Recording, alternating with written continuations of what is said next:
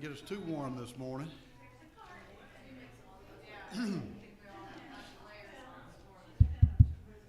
Good morning, everyone.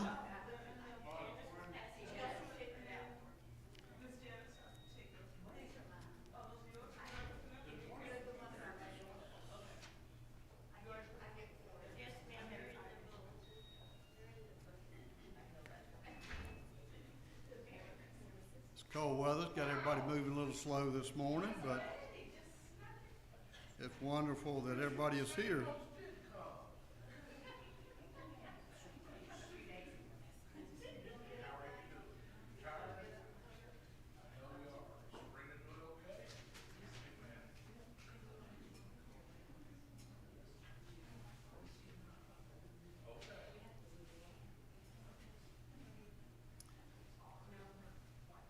Michael, good to see you and Cindy this morning.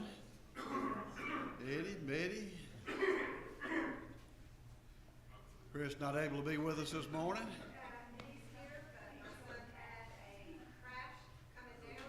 Oh my. His car, so he's having to take him all the way to Gainesville, Georgia. So. Oh my goodness, to Gainesville, Georgia. Leave, Well, so he's going up to where it's really cold and icy. Well, we he just lost his car.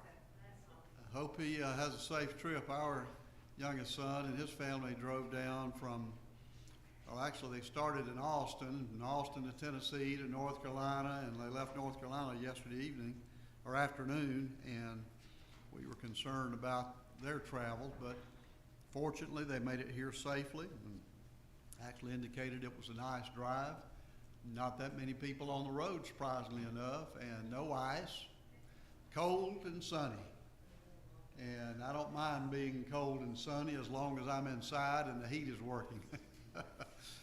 But I remember some of these frosty days growing up in South Georgia. In fact, I remember some of you, if you grew up in Georgia, may remember I was just a youngster, not even sure, I wasn't even a teenager at that time. We had a heavy ice storm, and I remember pine limbs breaking off in our yard, just full of ice, and they formed kind of like a cave.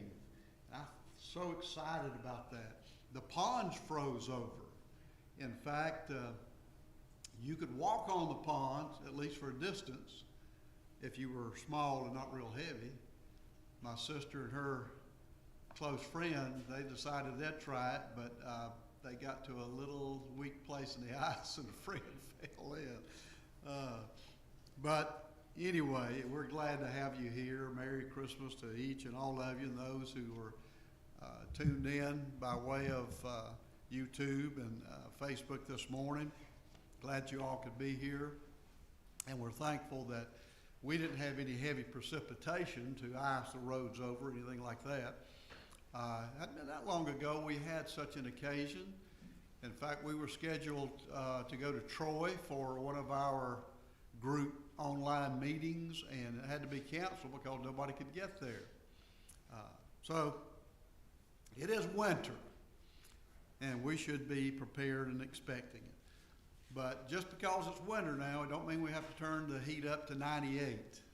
We can still survive with a little coolness in the air. We'll continue our study this morning from the Gospel of John. We're drawing closer to the end of John chapter 11, and I believe we concluded around verse 27 last week, and we'll continue there this morning. But before we begin our study, let's open with a brief word of prayer. Heavenly Father, we're so thankful that you have allowed us this opportunity to be here this morning on this most blessed Lord's Day, that we can assemble and open up your inspired word and study the things that you have spoken by inspiration to men of God, that they've placed it down in words, and we can read it, study it, meditate upon it, and apply it to the way we live our lives and the way we serve you. And Father, we grant you the honor, the glory for this opportunity, and pray that this study will benefit each of us and those who are listening. For this we humbly pray in Christ's name. Amen. So let's turn to John chapter 27. don't want to do a great deal of reviewing this morning, because when you start reviewing, you end up spending a lot of your class time reviewing. But those of you who've been with us, and I think most of you have, will recall that this entire chapter deals with Jesus raising Lazarus from the dead. Lazarus, who was the brother of Martha and Mary. And they're not just anybody, they're very close friends of Jesus. And on another occasion, Jesus visited their home. And you recall that Martha was busy in the kitchen trying to get food ready and everything, for the guest. And Mary was sitting at the feet of Jesus. I can only assume just in complete and total awe of him.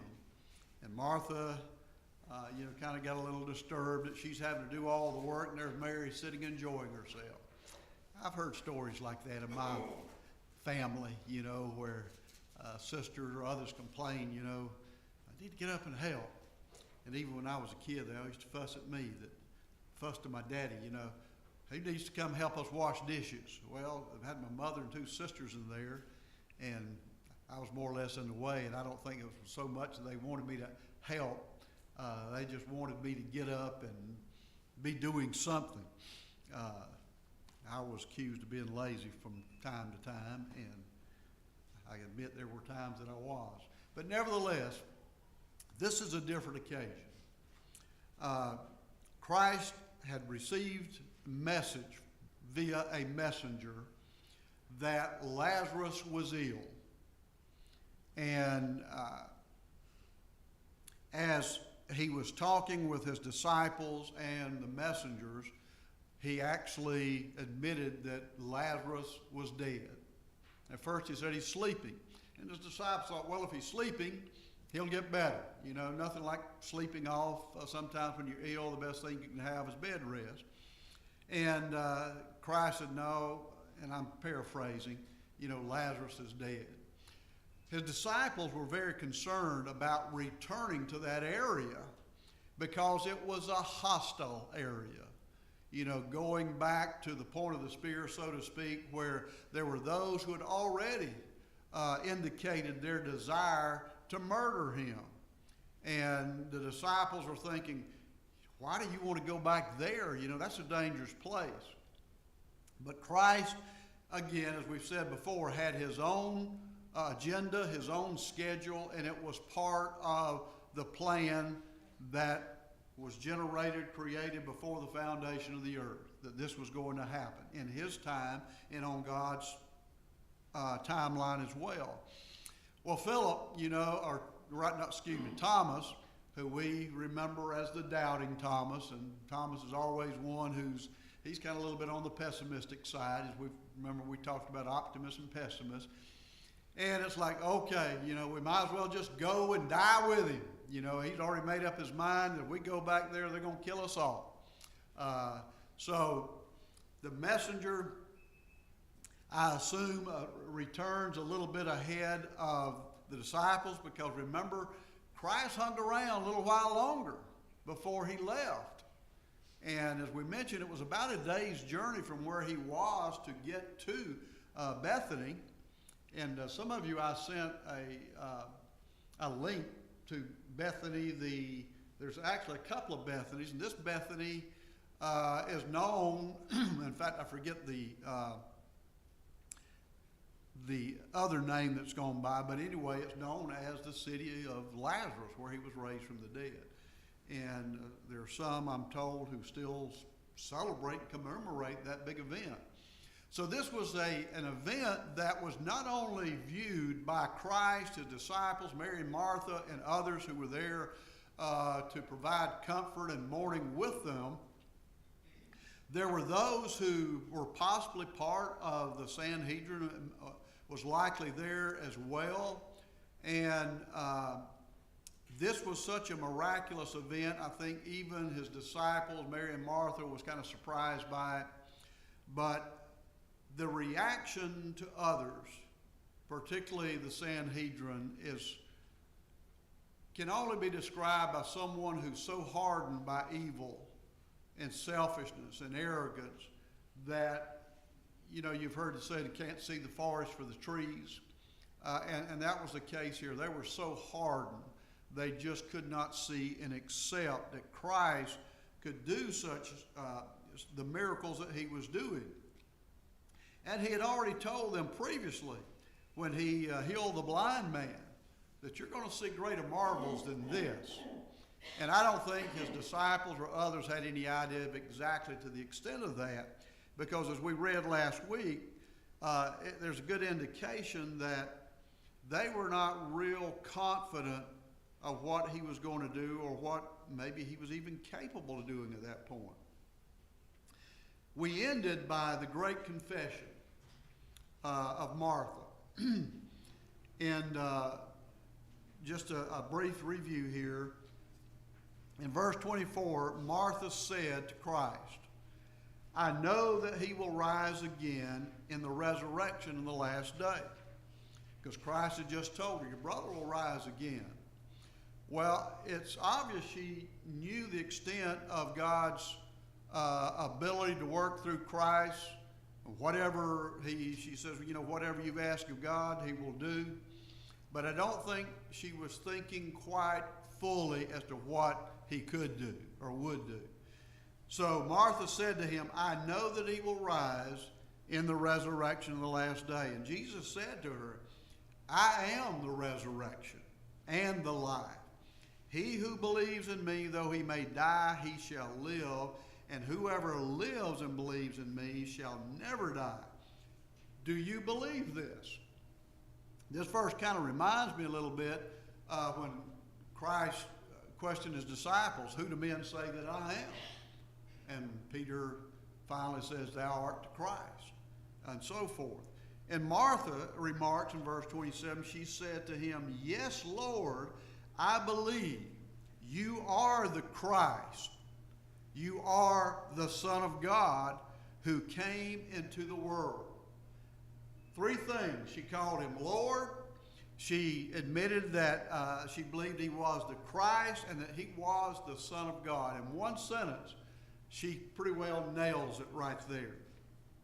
And she indicates, you know, she believed and had continued to believe, but just like I think many of us who believe, we sometimes still put God in a box or Christ in a box, and we say, well, we know he's capable of doing these things, but it's like we can't stretch our faith quite far enough sometimes to realize the full extent of what he can do, even with his written word.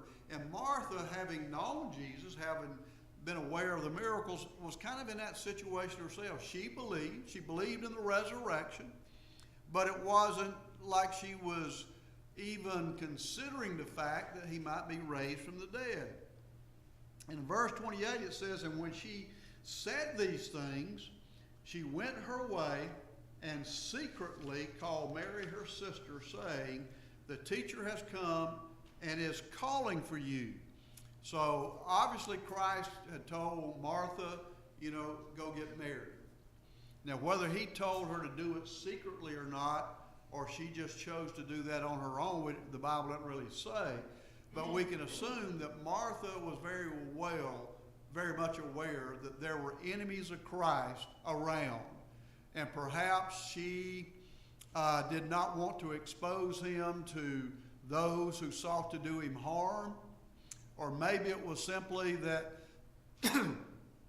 she wanted some private time with Christ, with just she and Mary and not everybody else gawking and, you know, following around, listening to everything that's said. Sometimes you just need to get away from the crowd and be with the one who, particularly who blesses you the most, that being Christ.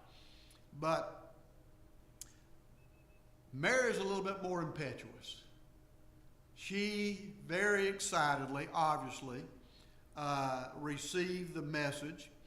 And in verse 29 it says, as soon as she heard that, she arose quickly and came to him.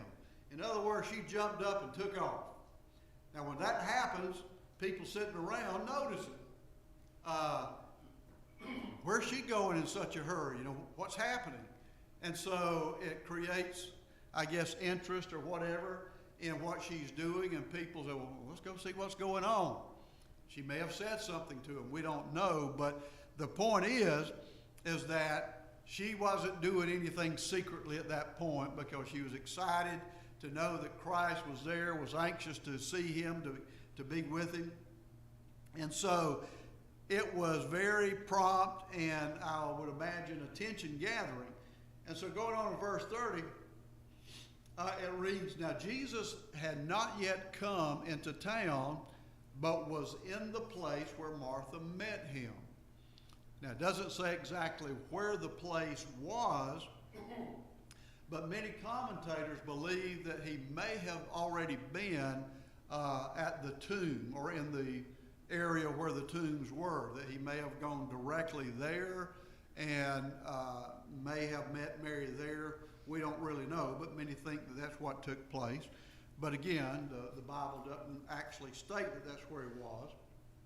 So going on, verse 31, then the Jews who were with her in the house and comforting her, when they saw Mary, rose up quickly and went out, following her, saying, she's going to the tomb to weep there. She got their attention. They knew something was going on, and they had to follow to find out exactly what was taking place. Sometimes, people are more curious than they are concerned about, someone's feelings and how they are reacting to the death of a loved one. Sometimes people, they're just there to see who's there, who says what, and who is doing what, and so on and so forth. I've been to a lot of funerals in my life. Coming from an extremely large family and being born, my parents were in their late 40s when I was born, and I was the youngest of 10. My mother had a lot of siblings. My father had a lot of siblings. And I mentioned to some that my niece, who was actually 2 years older than I am, my oldest brother's daughter, lost her husband just a little over a week ago. But nevertheless, my brothers, and I remember an uncle complimenting us, says, whenever somebody in the family dies, you can always count on these Mansell boys to be there to serve as pallbearers or whatever. And the number of times we've done that, I don't know if I could count on both hands that we've served in that capacity, because we were always there, always available, and always willing. But nevertheless, these people followed Mary out. And so any attempt by Martha to maintain secrecy, well, she had failed miserably at that. Now, and that could have been God's plan all along. We don't know that Christ told her to go tell Mary to come secretly. That may have been Martha's own idea. We don't really know. But it may have been Christ's intention for these people to come. Because who better can be a witness of a major event than your enemies? When your enemies admit to an occasion and something happening, it's difficult for people in future generations to say, well, they made that up. Well, when your enemies, confirm that this great event took place, it's kind of hard to say somebody made it up. But I'm getting a little bit ahead here. But nevertheless, in verse 32, as we continue on, then when Mary came where Jesus was and saw him, she fell down at his feet, saying to him, Lord, if you had been here, my brother would not have died. Same thing that Martha said to him. And it's interesting, too, that Mary, just like in other times, she was at the feet of Jesus, immediately fell down at his feet, which indicates the love and the humility that she had in his presence. And perhaps she and Martha had already had this conversation. Maybe that's why both of them said this, that they'd been talking, I wish Jesus were here. If he were here, he could heal Lazarus of this illness. So maybe they'd had a conversation, and that's why the similarity in their comments both saying the same thing to Christ. Lord, if you'd been here, you know, you could have saved him, or he wouldn't have died. In verse 33, therefore, and remember, when you see a therefore, you always ask yourself, what is it, therefore? When Jesus saw her weeping, and the Jews who came with her weeping, he groaned in the spirit and was troubled. And he said, where have you laid him? They said to him, Lord, come and see. This is an interesting verse in a sense. He groaned, when he says that he groaned in the spirit and was troubled. Well, why would he be troubled and groaning in his spirit when he sees these people coming? I suspect that one of the things, and we've probably had this experience before, when people, as I was talking about earlier, gather around, and some are there out of curiosity, and some are there just for show.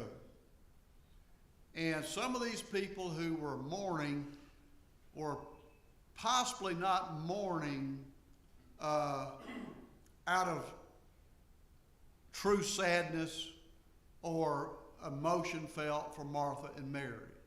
You know, they have been putting it on a show. Oh boy, you know, and I've been at funerals and events like that where I've heard the after talk of people talking about people who were there. Oh, that she really showed out. You know, them crocodile tears. You know, she couldn't stand him, and so on and so forth. And, you know, Christ himself, he knows the heart of all men and women. And perhaps he saw some of these people, including some of his enemies, coming forth with crocodile tears or pretending to mourn, perhaps. And he just groaned in his spirits thinking, you bunch of hypocrites, you're not sad about his death at all. You know, you're just coming out here to put on a show and to see what I'm going to do, what's going to happen. But we do know that Christ was very close to Martha, Mary, and Lazarus.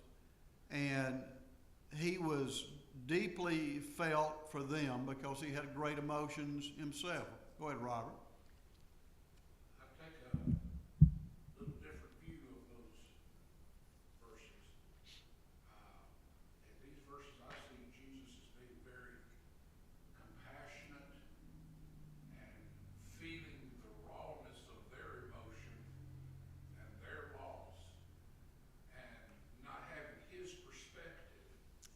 Right. But when he sees how pained they are, it grieves him, maybe that they don't have his perspective, maybe that they're so hurt that it causes him pain. I think we've all been in that position. Maybe you go to a funeral and it's a bright sunny day and you're feeling pretty good, you get there and then you see the grief of the family, you just You're absolutely right, and that's the That's the other side of the coin, and that is brought out in verse 35. No, that's okay. No, you made a good point, and I should have mentioned that, but you're very right. You know, some people can watch a movie or see other things or just see things that, and my wife's one of those, she can be drawn to tears just at an emotional moment of others or whatever, and Christ obviously had a sense of how people felt more so than we could possibly imagine. One commentator by the name of Hunter said, this is clear proof that Christ's miracles were not done without cost to himself. Now, he makes mention of Mark 5:30, where we read that, remember when the woman touched the hem of his garment? And it says, immediately Jesus, perceiving himself that the power proceeding from him had gone forth, turned around the crowd and said, who touched my garments? And what Hunter is suggesting is that this is kind of, in a way, is showing that whenever Christ performs a miracle or whatever, you know, it's a strain on him. It takes power from him. Betty, you had a comment to make? Well, I guess it's more of a question than a comment. Is it not also possible that Jesus groaned not for their physical pain or their emotion, but for their lost state? Oh, absolutely, yes. There were many there who believed and are going to believe after he raises Lazarus.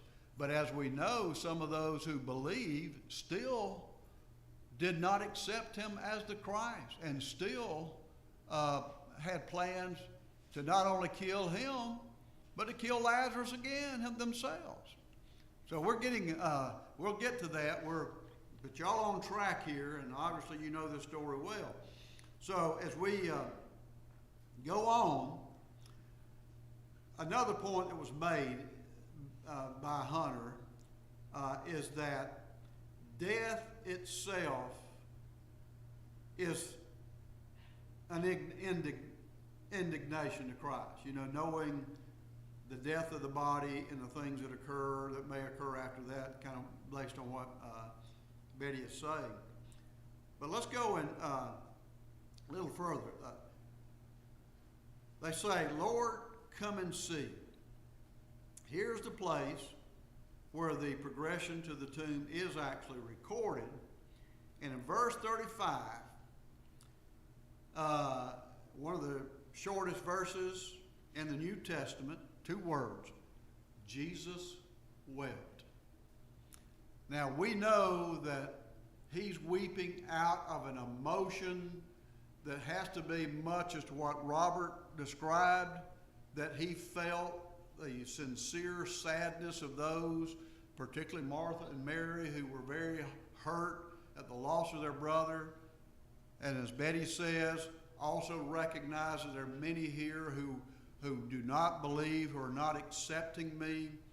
And we could probably conjecture a little bit more, but a question that I wrote down in the margin here: do we diminish the human emotions felt by Jesus simply because he's the Christ? Do we diminish the human side of Christ, the human emotions he feels, simply because he is the Christ, the Son of God? You know, people have often tried to make excuses as, well, yeah, he's sinless because he's God. You know, it's like he has an advantage or something that everybody else doesn't have. But one of the important things that we have during times of crisis, whether it's death or illness or so many other things, is that we as Christians know that when we hurt, Christ hurts with us. We know that he feels and understands our emotions, not simply because he's God, but because he was man and he experienced the same emotions and feelings that we feel. And that when you have someone who's very close to you, someone you love very dearly, and you see them hurt themselves, it touches your humanity, it touches your heart, your human emotions. And obviously, that's one of the things that Christ is experiencing is here, is that he feels a deep sadness for their emotions. And it goes on and says, then the Jews said, and remember when, typically when John refers to the Jews, he's primarily referring to the Sanhedrin. The Pharisees, the priests, the Sadducees, as well as other Jewish members of the community. But the Pharisees and the Sanhedrin are never very far away when he's around, because he's under watch constantly by them. They've already indicated they were murdering. And anytime, and remember, Thomas was concerned about him going back to that area because of their desire to murder him. And so you've got to know there are those there who are his enemies. And so Jesus weeping, we could talk about that, and I've heard some sermons, some interesting sermons on that. Some on the side of his humanity as a human being, some on the side of him as God, knowing the future of these people, and so on and so forth. But the Jews said, see how he loved him. Well, at least they admit that, that he loved him. And some of them said, could not this man who opened the eyes of the blind also have kept this man from dying? Now, this is a kind of an interesting statement, I think, right here, because it's almost like they're second-guessing or trying to create some kind of dispersion or doubt about Christ. Well, if he's all this great and he's all this wonderful, why couldn't he have prevented this? It's kind of like, you could read that is almost like a cut toward him. In other words, you let this man die because you didn't come when you should have come, or whatever it may be. But the attitude, as expressed by Burton Kaufman,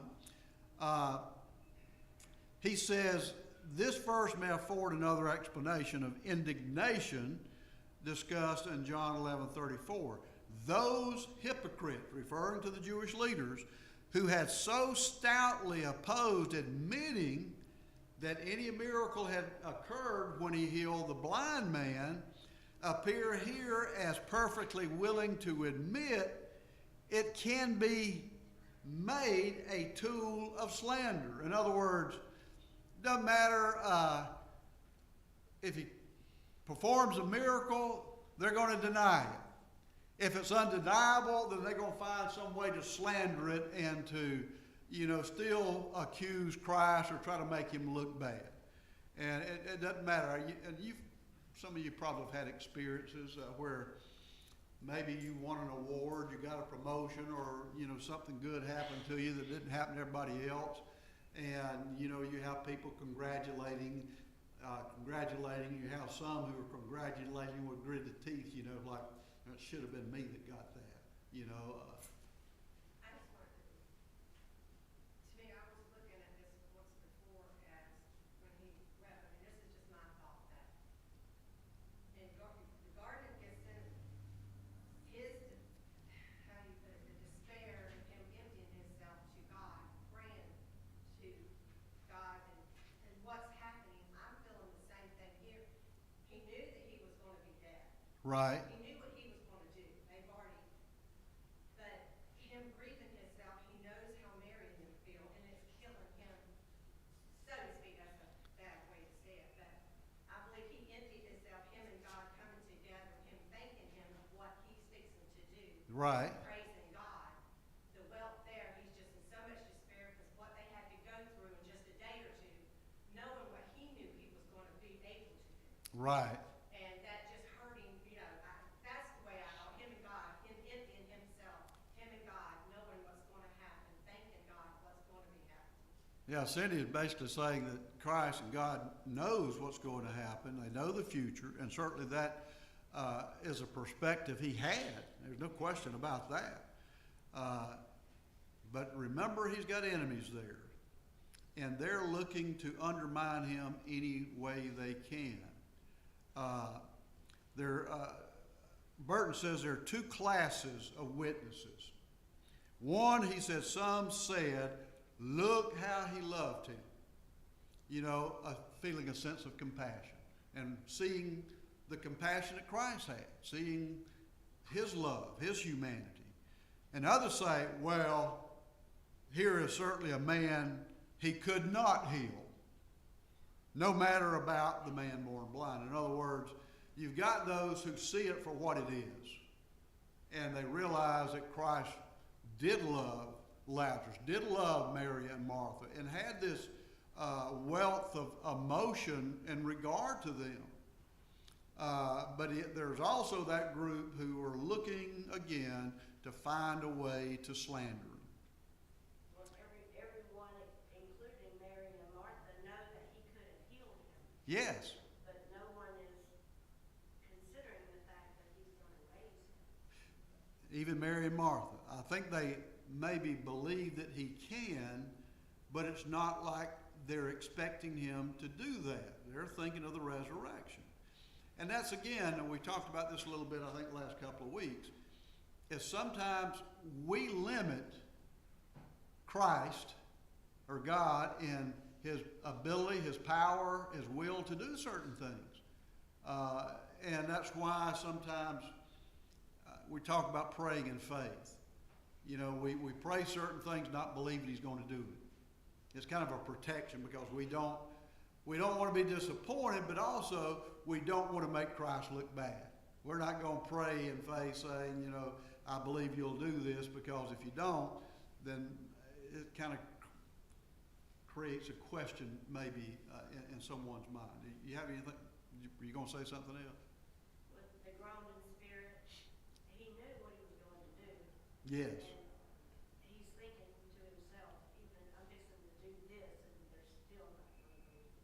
Yeah, and he's seeing, you know, as y'all commented, Christ seeing these people for who they are, for their human frailty, their human weakness, their inability to fully understand who he is. And, you know, he's been preaching, he's been trying to bring them around, and like some students we've taught, they're slow learners, like, you know, and he has a great deal of empathy for them as frail human beings, I believe.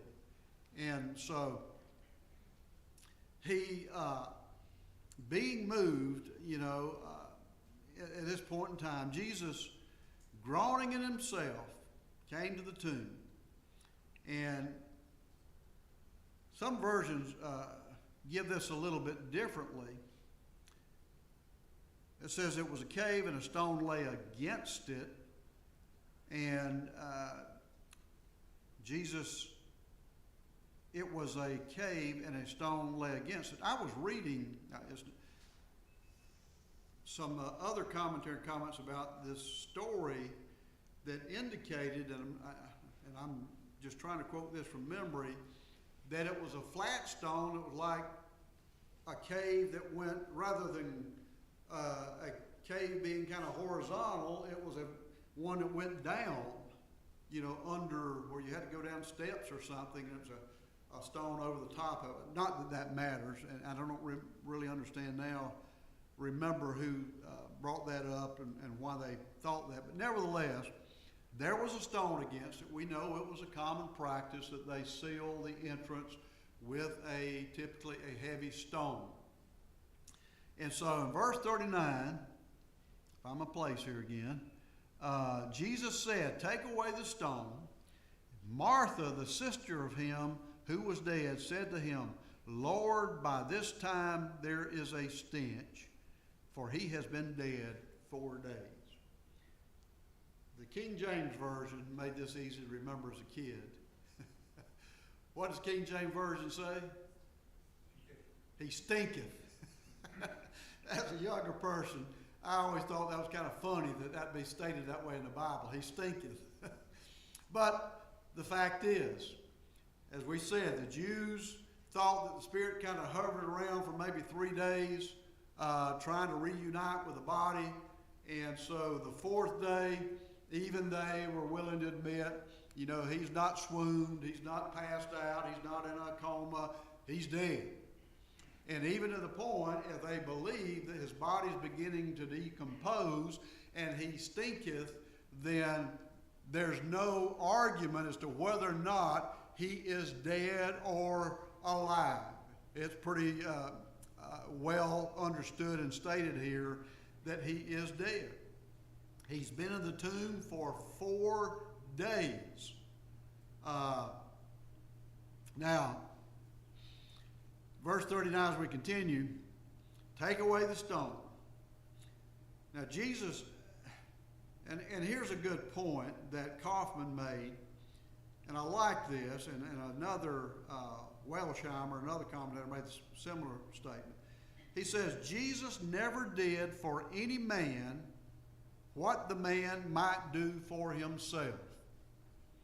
In other words, Christ just said, stone be moved, and it would have moved. But he told them to move the stone. Okay.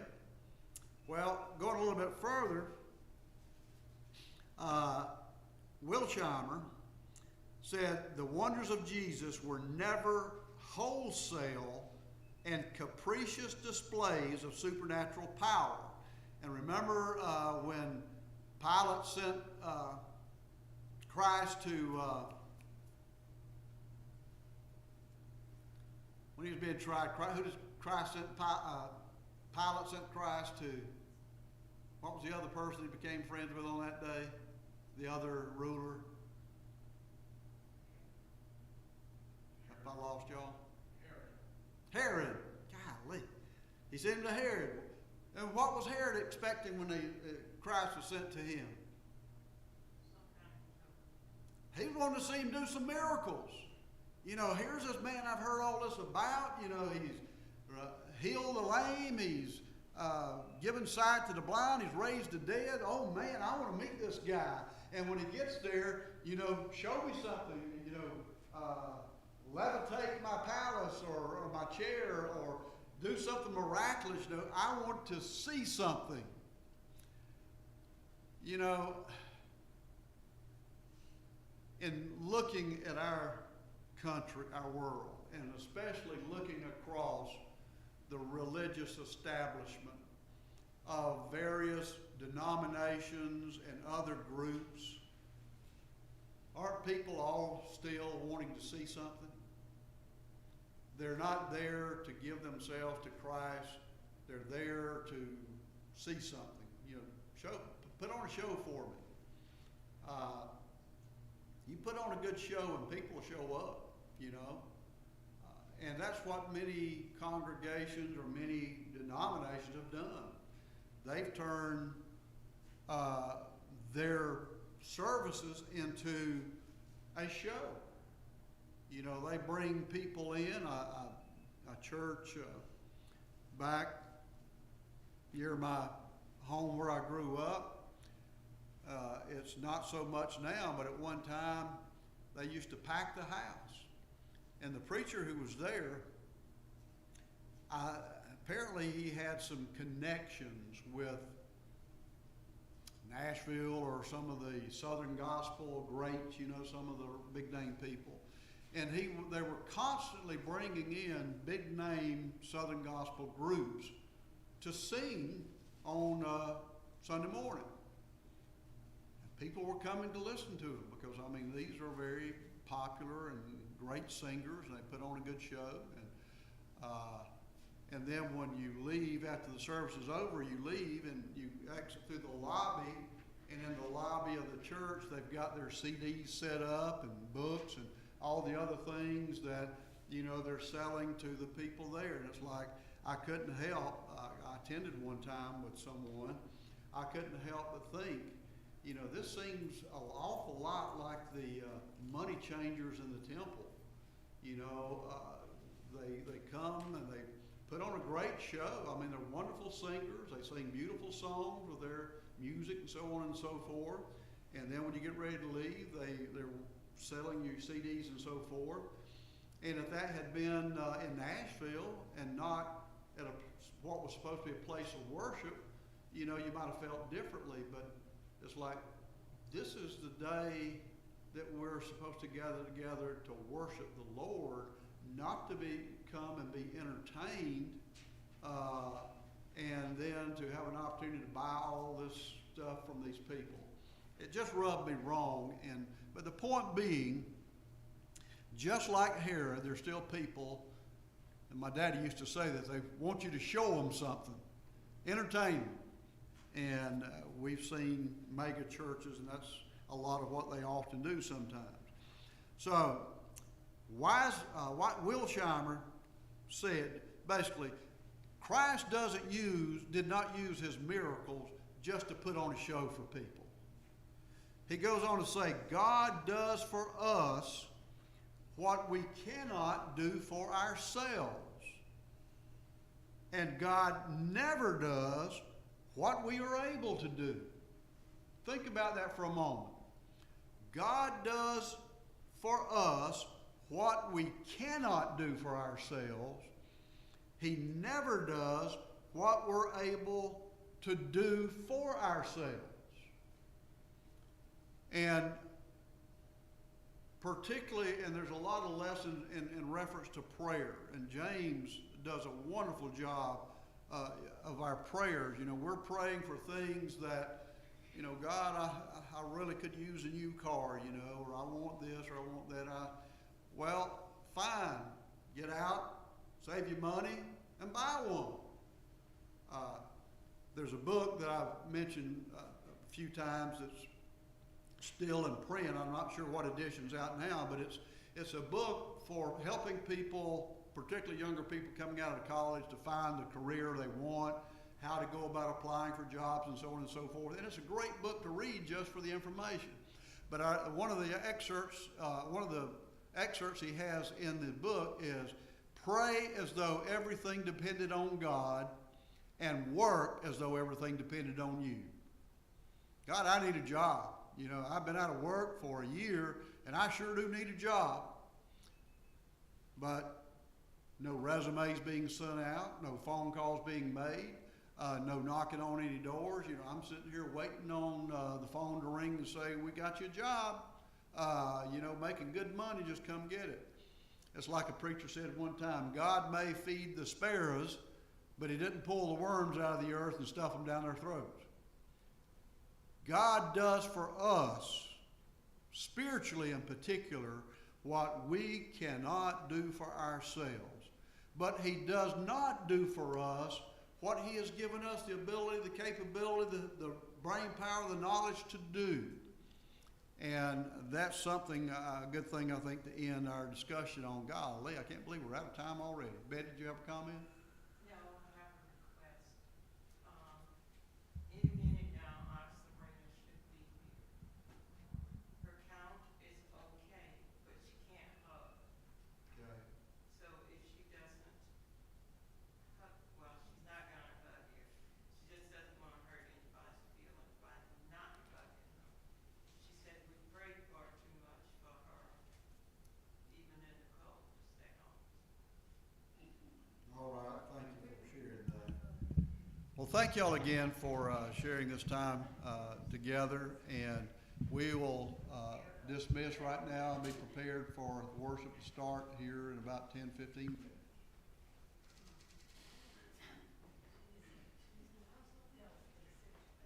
Betty gonna borrow my stick.